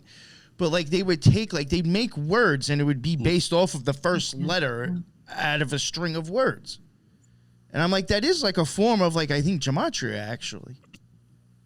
You know, so I'm like, you know, I've just remembering things from the past. I'm like, something is just, you know, and like, I think in Latin Kings, they call certain people elders or ancients. I'm like, yo, come on. Like, there had to have been a magician behind the scenes at one point manipulating motherfuckers with this shit. Right. That's what it goes to, that power of manipulation of the psyche through tapping into symbols that are so powerful, more powerful when we're ignorant of them, actually, right? When we don't understand. Uh-oh. Oh, yeah. I think I you lost cut that. us. Death God, something. It's more. I probably broke up. Sorry about that. Yeah. I was going to bring up the Freemasons, because the Freemasons, once you hit 32nd degree, they say, now you are a brother with all the pirates at sea, because that's how old they are, right? They were controlling the pirates at sea, just like they control gangs today. It's the same principle. Right. Well, they're talking about the Templars and the Phoenicians when they're saying that it's a throwback to their lineage. Right. So Their the Templars specifically, pretended lineage. we did a whole show about the Templars in Mexico. So there was a revival gang called the Templars, and there was a guy named El Americano who actually went to war with them down in Mexico. And so, of course, El Americano, he's the one who got locked up for killing the Templars, right? All these gang members, he gets locked up by the state because you're not allowed to have guns down there, right? So once you actually fight back effectively against these people, you're targeted by the state, because they're basically state organizations. All of the gangs are. If you use them to, you know, cripple the society, that's just more power and control for you, because you're the only solution to the gangs. And we've got Operation Underworld back in the 1930s, where the FBI was openly embedded with the worst gangsters there were, because they were working in combination. They were working in pairs. This is why they used to say El Cosa Nostra doesn't exist in the 1950s. They were saying that because they were embedded in those organizations. Headless, they were still saying that in March of 1964, J. Edgar Hoover. So this is after the few months after the Kennedy assassination, which everyone now famously knows all these gangsters associated with it, right? Well, March of '64, Hoover's literally testifying in Congress saying there is no nationwide network of organized crime. So, you know, Right. it's kind of ridiculous. And but it is they've always been intertwined. The founding. I'm tailing off of you. The founding of the United States, a lot of the institutional people that were in government and schools and various institutions were also smuggling and also doing X, Y, and Z, you know, so they had the overt and the covert, back then too, with opium and different. Oh, for sure. I think that there's already a world government, and it's all of the gangs and all of the, organizations we feel are somehow bad. They're all integrated in with each other, you know? Absolutely. How could they not Isn't be considered the world true government? that if you look at every nation, they all have a quote unquote mafia? Right. And like I was talking to a Moldovan friend, anecdotal, but she was telling me how first the Russian will roll in with the mafia, and then it'll start to be with business and this and that and that. And not to be particular with the Russians, but that's a human thing, not a Russian thing, right? So Oh, we're still there? Yeah, sorry about that. I went to go type in chat and fucked that all up. My bad. That's all right. No, but that's the Janus-headed face of the state again. They have to control both the underworld and the overworld. And they have to work in concert if you're going to have an effective state. So you don't want to get rid of the bad people. You want to make sure the bad people are doing what you want them to do. It goes back to that whole checkerboard. Especially if the object is to create total chaos and negative systems everywhere. So just to go back in history a little bit, because I don't know where you guys stand on this or not, but there's very direct connections between, first of all, the Protestants wanted refuge when they were being, hunted basically by the Jesuits. So they went into the lodges, right? That's why you're saying the thing previously about a lot of the founding fathers, but that doesn't necessarily mean that it was even a bad system back then. Maybe not what we would get involved in, but it wasn't necessarily a bad system. When the Jesuits were disbanded, they also sought refuge in the lodges and they infiltrated them there. They kept on doing Jesuit crap, but they were doing it there now. And they're in there with their mortal enemies, but somehow everything was fine, which is very odd. When you have the 1780s come along, you have Jacob Frank, Adam Weishaupt. This is not joke. This is not conjecture. This is fact. And Meyer Amschel Rothschild got together to come up with the plan. So you had a Frankist, structure for the whole thing ever from the very beginning. And the Jesuits with their clandestine and their, spies who spy on their spies, assassins for the Pope, this whole thing, they fit together too perfectly. And to say that there's like no Frankists, and no, that's not true at all. And the reason why, and you said we were turning, the country went negative to try to self-destruct, that's because of the infiltrators. Yeah, ever since 1814, you had the Leopold Society, which were quote unquote Catholics, but they were Jesuits as well.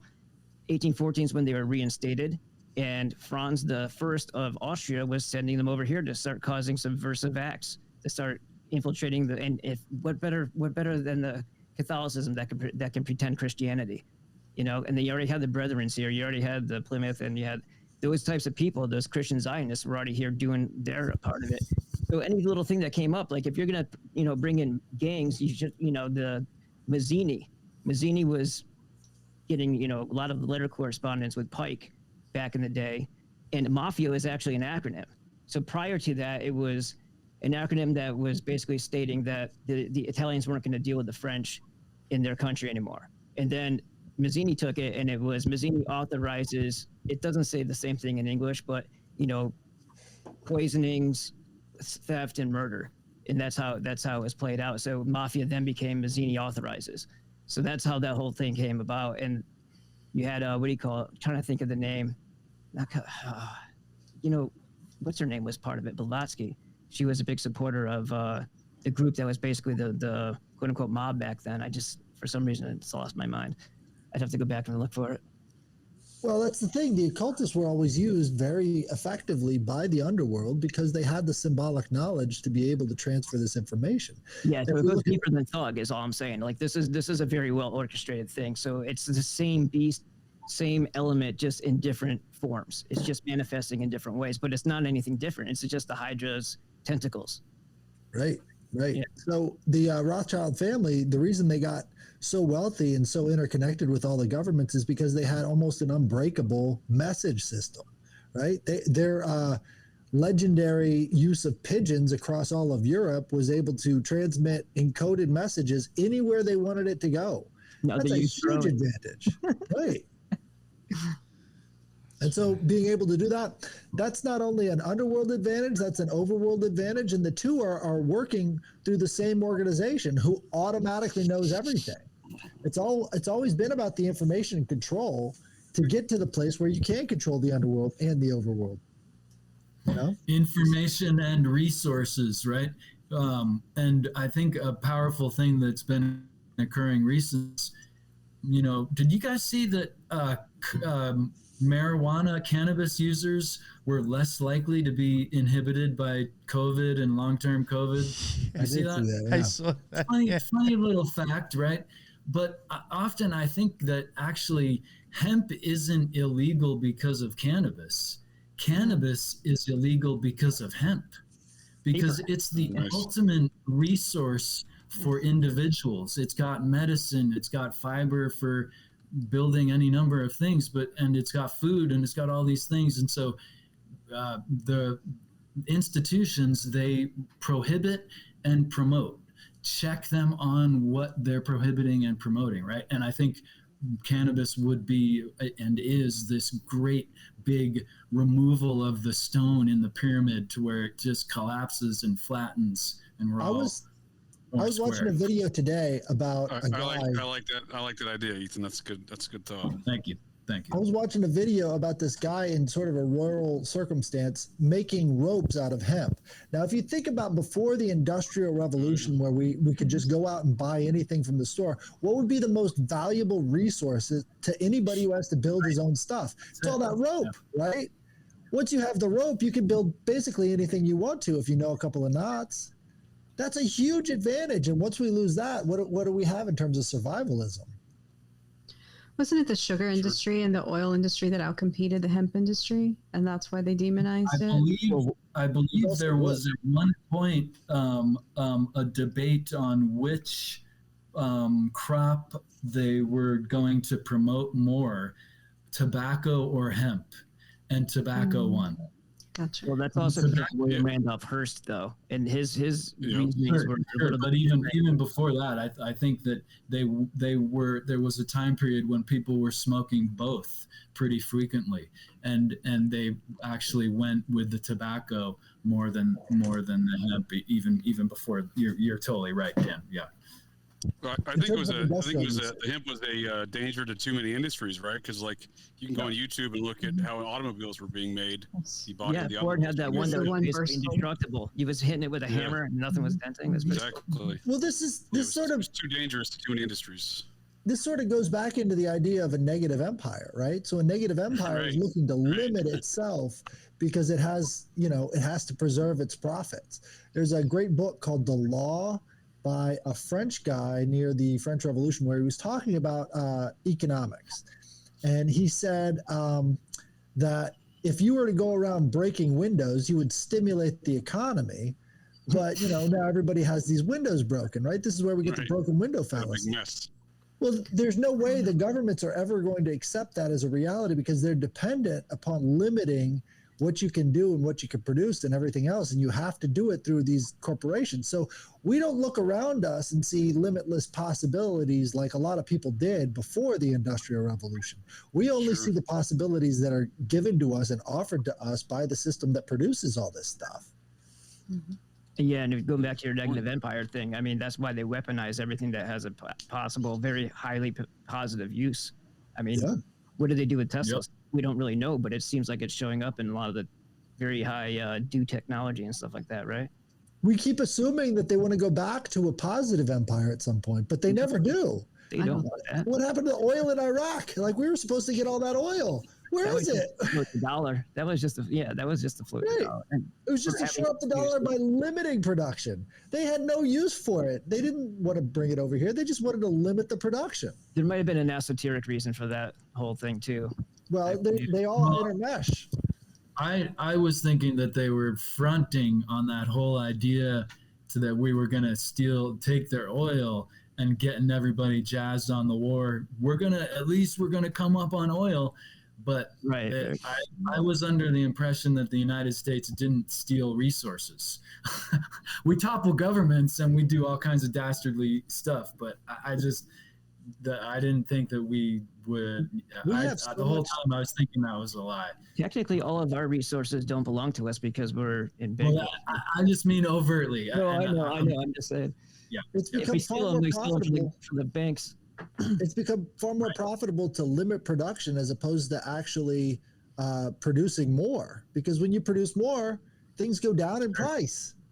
So the whole idea there is we've reached a point where all these corporations, they want to achieve a certain level of profit, but to do so, you have to keep your competitors down.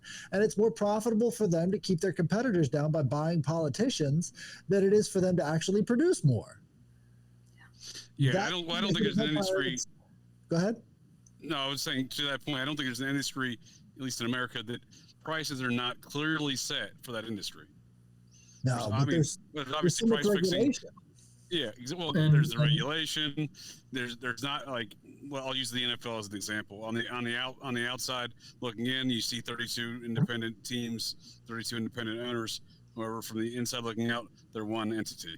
Yep. They all establish a fixed price. They all have a shared profit system. There's no benefit to do anything to upset that. There's only benefit to make that system more profitable. And I think you can apply that same concept to any industry, where they're all the competitors, right? The folks that are, from the outside looking in, they're competing with one another. They're not really competing. They're just making an environment internally to themselves that they all can agree on as being.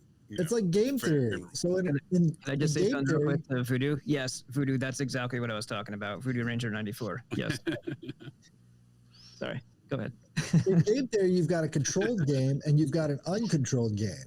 And so what all these corporations have figured out is that there's actually more benefit and fewer risks if they try and go into a controlled game as opposed to an uncontrolled game, which would have sort of like this third-party regulator over top of everybody. Yeah, no one wants that. Yeah. Well, No one wants a referee.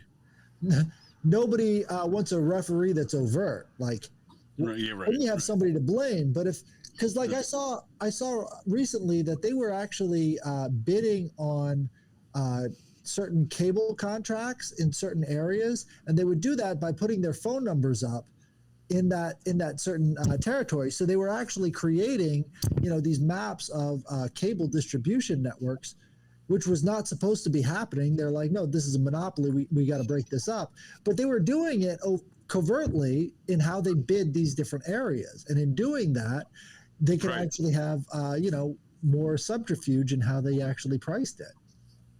Exactly. That's a great example of what I mean. Within these industries, these on the surface level competitors outside looking in, they're not really competitors. They've all created these strange little, systems and environments where they can all agree upon the profits that they're making.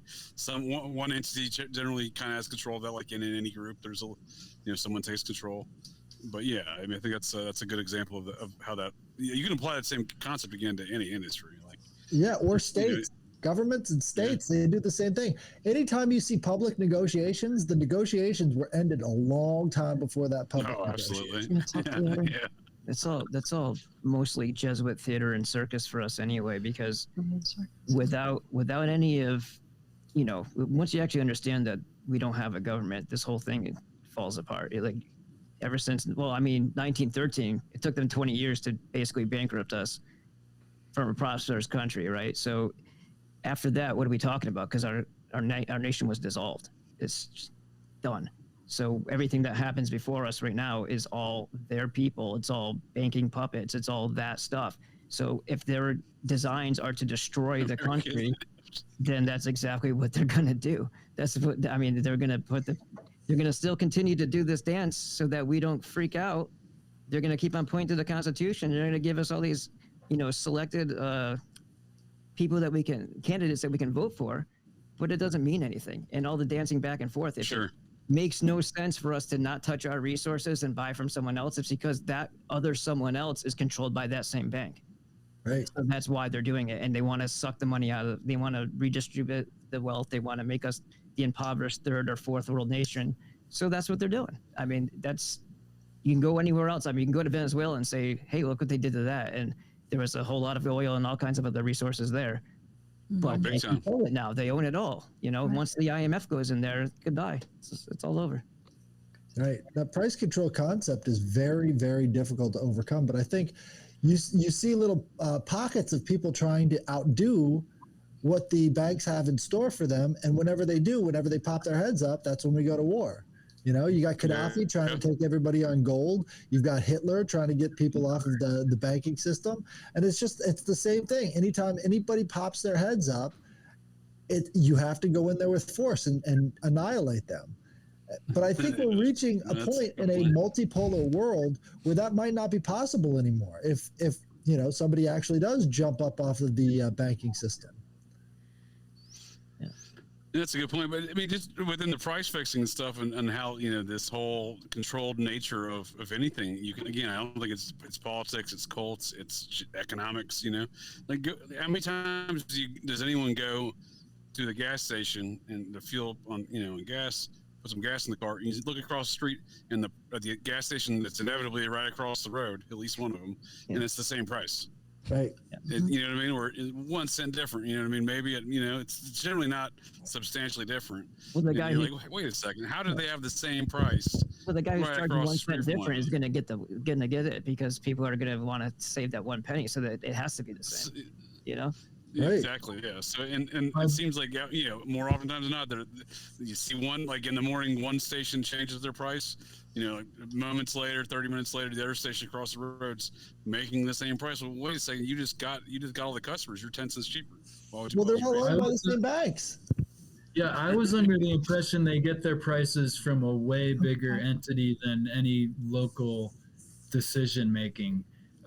That's a great point, Ethan. I actually spent years traveling America randomly, like when I'm going into gas stations doing business and stuff across America, recreational travel. I literally was asking for years. I was focused on asking, where do y'all get the number? Who tells you all to put the number on the sign? You know what I mean? Like, where do you guys get that number from, right? And no one will give you a straight answer. I never got a straight answer. Didn't matter. I think it's Size of the gas station, didn't matter, corporate nature. They're not gonna know. Yeah, it's just that they Right, get. but what if it's an independent, right? Like an I think independent, like You get franchise told. I don't know how many there are, but those guys may have more say, but they're still at a profit margin that's so small that they're trying to get people into their store to buy ice cream and soda rather than gas. Oh, absolutely. You gotta just But, jump onto something but you that agree, though, somebody's calling them with that number, right, to put on the sign? Like, Yeah, that's they're what getting that from Well, somewhere. Like, that's no what one I wants to be understood. honest about it. Gas prices dictates vote as well, so they're not going to leave Yeah. that up to arbitrary. I mean, you see one candidate come in or go out or whatever, and prices automatically follow the same trend.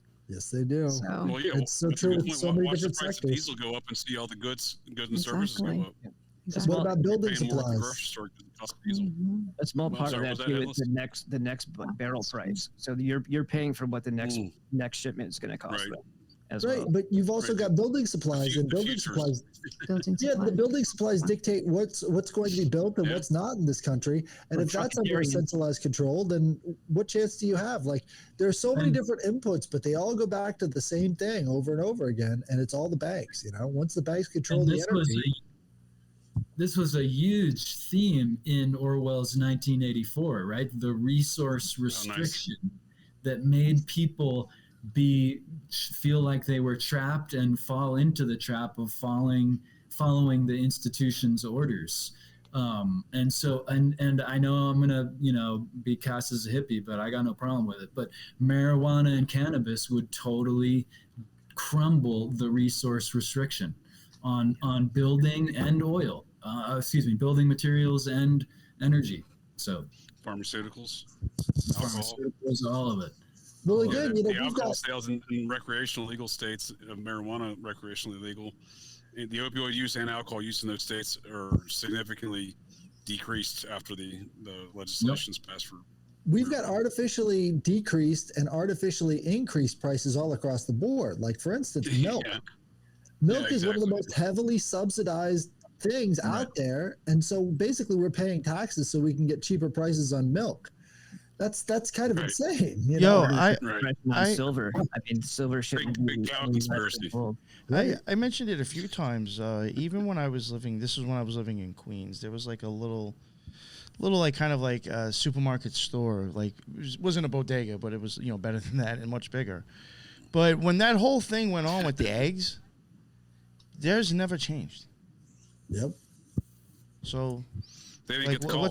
yeah. They didn't get the egg call. Like, hey, you guys got to set the price for eggs today. Yeah, so what's up with like I never understood that. I'm like, it affected everybody else, but not this little store right here. Okay. Well, that's the thing. Mostly when you're talking about an industrial society, the supply lines become invisible. We stop seeing exactly how it gets from point A to point B, and we stop paying attention to it. Totally So much so, unconnected. you'll have people today who think that meat comes from the store. Where do you get your meat from? Oh, that comes from the supermarket. Well, no, it doesn't. No, the That meat comes from a cow. You have to explain that to them because they have no idea, Right. because basically supply line, especially to educationally depressed people. Like, there's no way that they would be able to think critically enough to think about the farms where these things come from. They've lived in a city their whole life. They haven't moved around. They don't know anything. It's going to be very, very dangerous to continue on being a truckitarian, completely dependent on trucks to supply everything very soon. Very dangerous, or very expensive, or you're going to starve anyway. Either way. Right. That's scary, but it's definitely coming down the pipe. But they've got to keep the trucks flowing. That's all they have to do is keep the trucks flowing. Once the bridges are collapsed, they'll put wood over the gaps, and they'll try to keep those trucks moving. Well, I mean, I think sadly that day could be too soon. Sadly, the state of infrastructure. Oh, so did gross. Ethan freeze, or are you still there, Ethan? I can't see. I'm here. No, I didn't. I thought he catch the froze. last thing that you said. Sorry. Oh, I was just saying that, back earlier you were saying how the starvation is a tool that they like to use. I think that was what you said.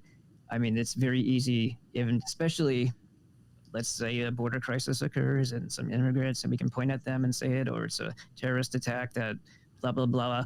If they shut down anything, they can prevent trucks to come in for whatever stupid excuse that they made up with their false flag. And you can target specific areas, people who are more likely to resist something.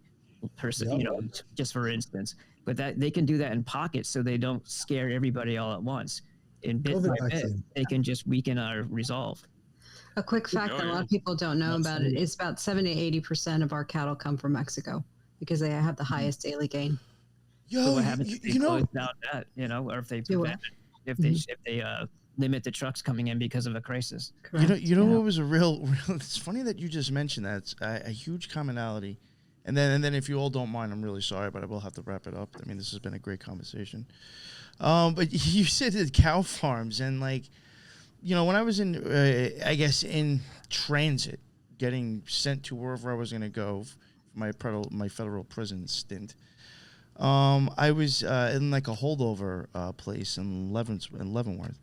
And a lot of the holdovers would also get a lot of illegal immigrants. They would send them there, too. They're almost like basically privatized prisons too. So I'm sure there's something up with all that. But they, a lot of them that were first off, second, third, fourth time coming over just coming illegally, to sell cocaine, almost all of them too. Not saying that that's all of them, but a lot of them were actually illegal and selling drugs. They were taking the money and going back and starting cow farms. I heard that from so many of them. I was like, yo, what the fuck's up with Mexico and cows? It's way more sustainable. I know. It's just I'm like, yo, these dudes are flipping kilos of coke here to go fucking buy cows back home. The American demand for avocados and cows, Mexico cannot keep up with. And so much that cartels have started to invade cattle farms and avocado farms because it's more profitable to sell avocados and cattle than drugs. You kind of want to just let them do it then. It's like, you just want your own. No, I like my avocados at 50 cents. Don't. The very first thing they're going to do is limit production because that's what these mafiosos love to do. They'll limit production and jack up the prices. That's their game. They got to set the price, right? Right. Big beef price. Exactly. So once they invade all those cattle farms, guess what? You're not going to get them here. But I think they need the shipping across the border because it's the shipping across the border that lets the middleman get the most amount of profit, right? So this is why they have so many different countries offshore or companies offshore is because they're always the middlemen. They're always the ones making the profit off of that stuff. So, all the stuff that's shipped from China, all those boats have to have massive loans.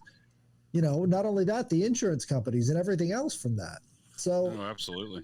The closer you buy things, the more they starve. So that's something very important to keep in mind. Yeah. So serious question for Nick. How'd you like your stay in Kansas? Oh, sorry. That's the only time I've ever been there, unfortunately. Yeah. Oh my God. Yeah.